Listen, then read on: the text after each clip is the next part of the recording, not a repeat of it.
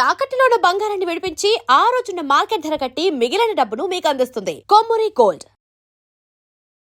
వీక్షించేటువంటి ప్రేక్షకులకి ఈ యొక్క పరాభవ నామ సంవత్సరంలో కర్కాటక రాశిలో జన్మించినటువంటి వారికి ఏ విధంగా ఉండబోతుందో తెలుసుకునే ప్రయత్నం చేద్దాం. ఈ రాశి వారికి ఆదాయం 2, వ్యయం 11, రాజ్యపూజ్యం 4, అవమానం 7. కాబట్టి ఈ కర్కాటక రాశి వారు వీటిని బట్టి ఎక్కువగా శ్రమ పడితే తప్ప ఫలితాలు పొందలేనటువంటి పరిస్థితి అనేటువంటి విషయాన్ని గమనించాలి. ముఖ్యంగా గమనించినట్లయితే ఈ కర్కాటక రాశి వారికి ప్రధానంగా అష్టమ రాహువు, అలాగే భాగ్యస్థానంలో శని సంచారము, ఈ కారణం చేత గతంలో వలె అనారోగ్యంతో కొంత ఇబ్బంది పడడం ఈ కర్కాటక రాశి వారికి జరగబోతుంది. అలాగే శని కొంతవరకు అనుకూలంగా యోగించబోతున్నాడు.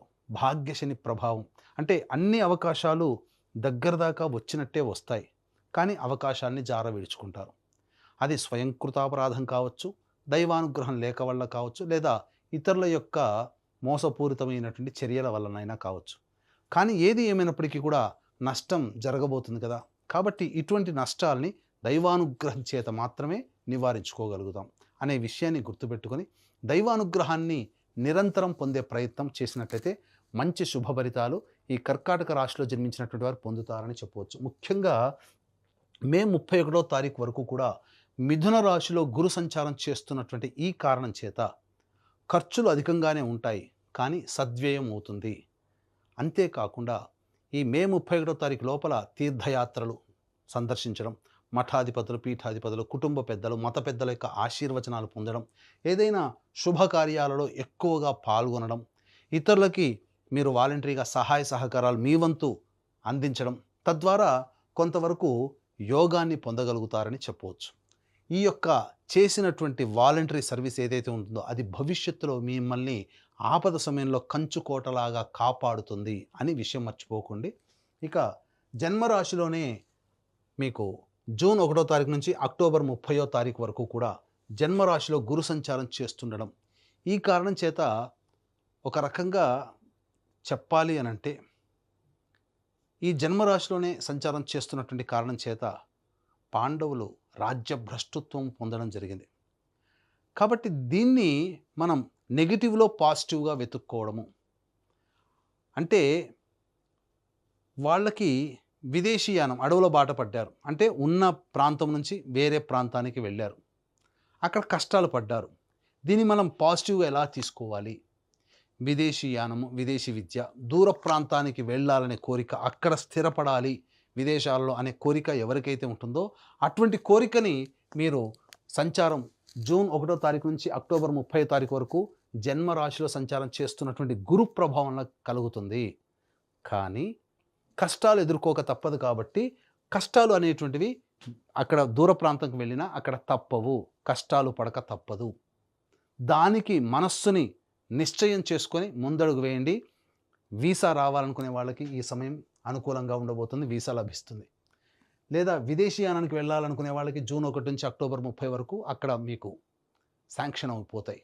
అన్ని విధాలుగా మీకు అనుకూలంగా ఉంటుందని చెప్పవచ్చు. ఇక అక్టోబర్ 31వ తారీఖు నుంచి జనవరి 24వ తారీఖు వరకు సింహరాశిలో సంచారం చేస్తున్నటువంటి కారణం చేత కర్కాటక రాశి వారికి అన్ని విధాలుగా అనుకూలమైనటువంటి కాలము నవంబర్, డిసెంబర్, జనవరి 24. ఈ కారణం చాలా అద్భుతం. ఇది యోగమైనటువంటి ఫలితాన్ని ఇస్తుంది. ఈ సమయంలో మిగతా గ్రహాలు ఎట్లా ఉన్నప్పటికీ కూడా గురువు అనుగ్రహం ఉండడం వలన మీరు ఆర్థికంగా ఉన్నతమైనటువంటి స్థానంలో నిలబడగలుగుతారు. చేసే వృత్తి, ఉద్యోగ, వ్యాపారాల్లో మీకు ప్రమోషన్స్ లభించడం కానీ, లేదా సంబంధించినటువంటి వ్యాపారంలో అధిక లాభడులు, ఏ పని చేస్తున్నా ఆ పనులలో ధన ప్రవాహం అధికంగా ఉండడం మంచి జరుగుతుందని చెప్పవచ్చు.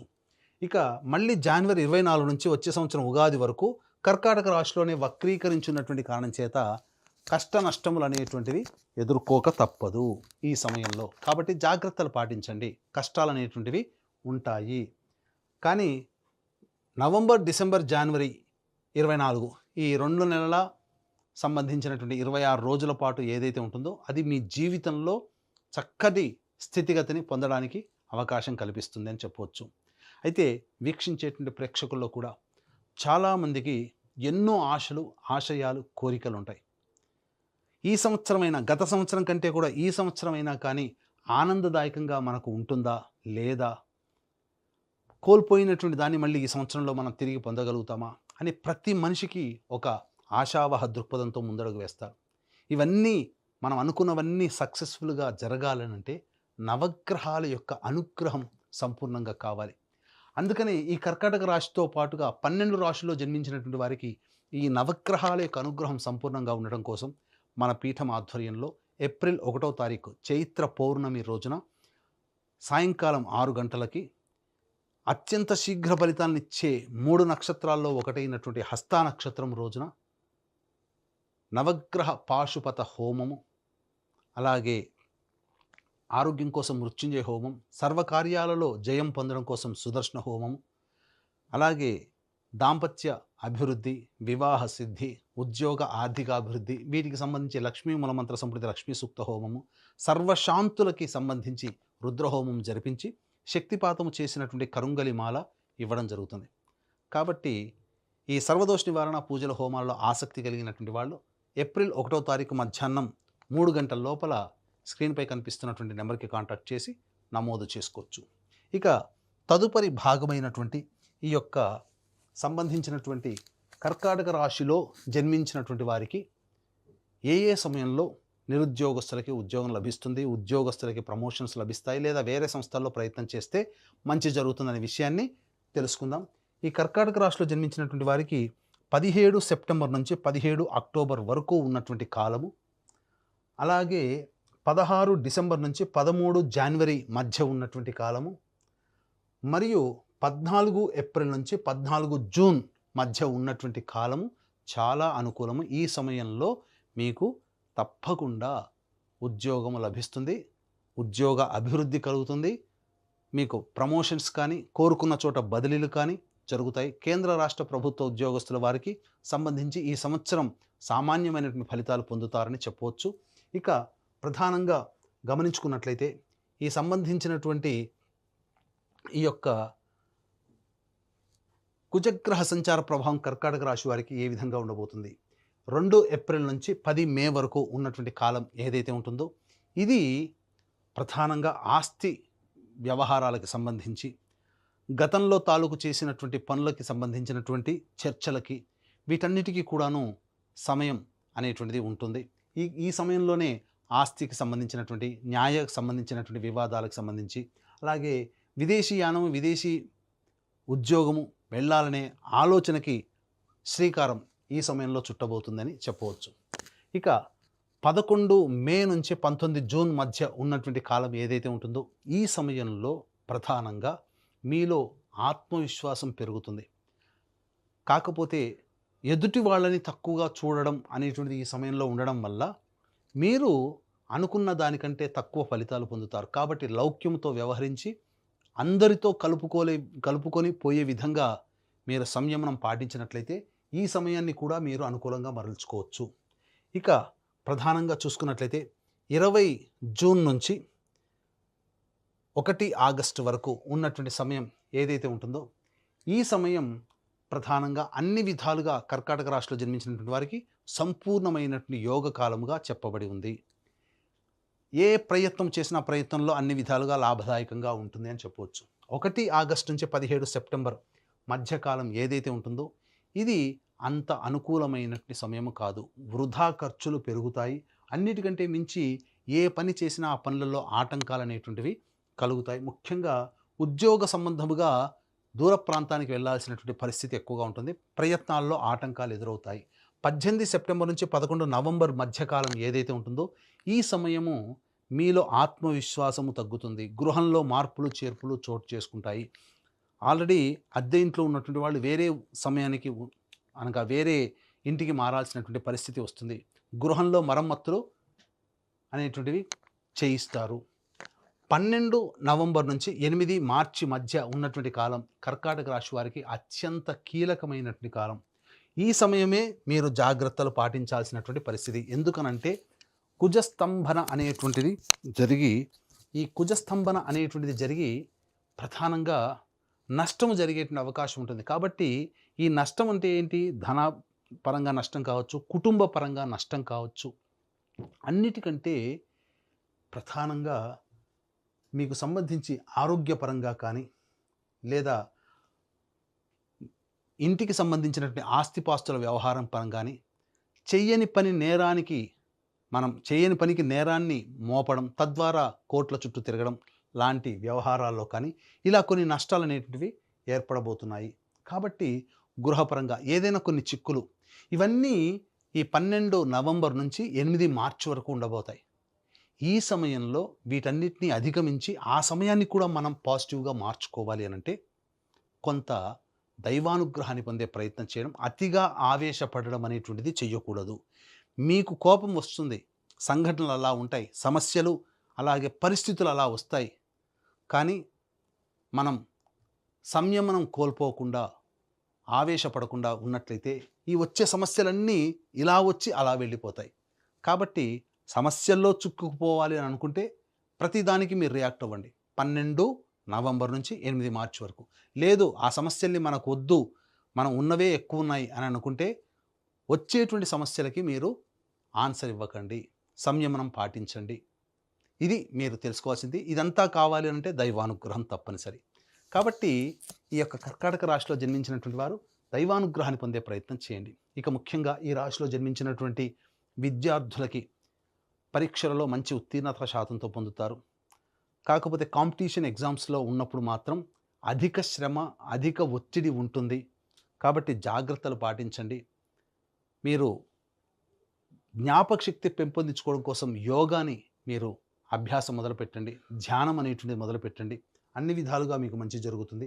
ఇక ఈ రాశిలో జన్మించినటువంటి క్రీడాకారులకి రివార్డులు, అవార్డులు గతంలో కంటే కూడా ఎక్కువగానే వస్తాయి.